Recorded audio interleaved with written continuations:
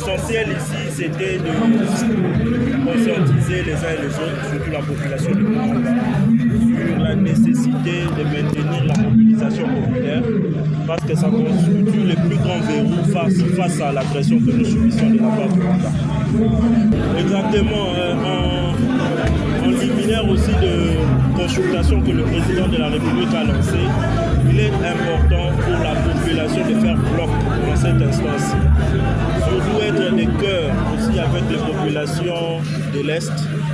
de Goma, Bukavu, ainsi que des autres territoires occupés, pour montrer cette solidarité, cette unité qui constitue un front ultime face à l'agression. Parce qu'aujourd'hui, en dépit de tout ce qu'il y avait comme menace de la part de l'agression, de tout ce qu'il y avait comme message d'intox, si aujourd'hui le Congo n'est pas tombé, c'est parce que d'une part la population a compris que l'erreur qui s'était passée avec l'AFDEL, le CNDP, RCD et aujourd'hui les M23 et AFC ne peuvent plus encore se reproduire et que c'est important pour nous de rester unis, de bannir surtout les tribalismes parce que ça constitue des brèches à l'ennemi qui, face à la mobilisation, n'a que comme arme la division, les tox et les tribalismes. Et c'est aujourd'hui important de rappeler aux uns et aux autres que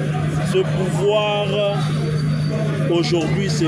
le président Félix Tshisekedi. Demain, il ne sera plus là, mais le Congo restera. Et que cette guerre n'est pas contre un camp politique, n'est pas contre une famille ou une tribu, mais c'est contre notre pays. Et c'est important que tout le monde comprenne que nous devons garder l'intégrité de ces 2 345 410 km² intacts. Ce que nous avons eu depuis 1960, que nous puissions garder cela intact et que nous puissions consolider le lien de solidarité ainsi que de cohésion nationale. Exactement, cette activité aussi, nous avons pensé sensibiliser la population sur la nécessité de cet instrument que nous venons d'avoir, que le gouvernement vient de mettre à notre disposition à travers le ministère de l'Intérieur, qui est le comité local de sécurité. En fait, avec ce comité local de sécurité, c'est pour ramener la question sécuritaire au sein de la population, afin que la société civile, au travers de ses différentes associations, participe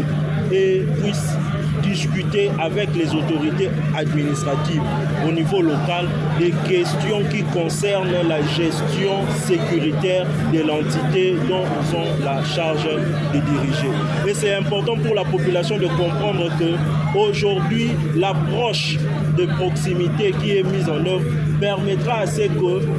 ce ne soit plus le sommet qui décide, mais ce sera au niveau de la base qui, avec la réalité du terrain, permettra à ce que les gens comprennent et que les bonnes décisions soient prises spécifiquement à la réalité qu'on rencontre dans cette entité.